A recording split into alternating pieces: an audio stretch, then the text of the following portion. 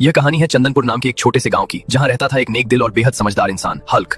Hulk की जिंदगी में एक गहरा दुख था। उसकी पत्नी का हाल ही में देहांत हो चुका था। अब उसकी पूरी दुनिया बस एक ही थी, उसकी प्यारी सी बेटी सुगंधा। पिता और बेटी एक छोटे से घर में बहुत खुशी से रहते थे। हल्क के लिए सुगंधा ही उसकी सांस थी और सुगंधा के लिए उसके पापा ही उसकी पूरी दुनिया थी। एक दिन सुगंधा बाहर खेल रही थी, तभी अचानक एक काला खतरनाक सांप ने उसे डस लिया।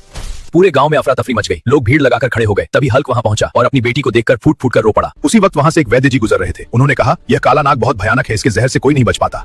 हल्क ने हाथ जोड़कर कहा, कोई उपाय बताइए, मैं अपनी बेटी के लिए कुछ भी कर सकता हूँ।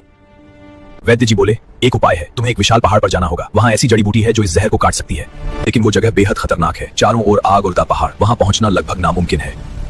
हल्क बोला, मेरी बेटी के लिए मैं अपनी जान भी दांव पर लगा सकता हूँ, मैं जा रहा हूँ। चारों तरफ जलता लावा था। हर कदम मौत के करीब ले जाने वाला था, लेकिन हल्क रुका नहीं। दूर से उसे जड़ी बूटी दिखाई दी। हल्क की आंखों में उम्मीद चमक उठी। लेकिन तभी वहां एक रहस्य सामने आया।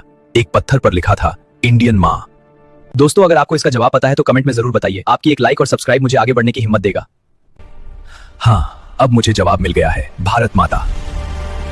दोस्तों, एक बार दिल से बोलिए, भारत माता की जय। हल्क संजीवनी लेकर वापस लौटा और अपनी बेटी की जान बचा ली। सुगंधा अब ठीक थी। वो मुस्कुराकर बोली, मेरे पापा मेरे हीरो हैं। हल्क ने कहा, हर पिता अपनी बेटी के लिए हीरो ही होता है। इस भावुक कहानी को देखने के लिए धन्यवाद। मिलते हैं अगली कहानी में।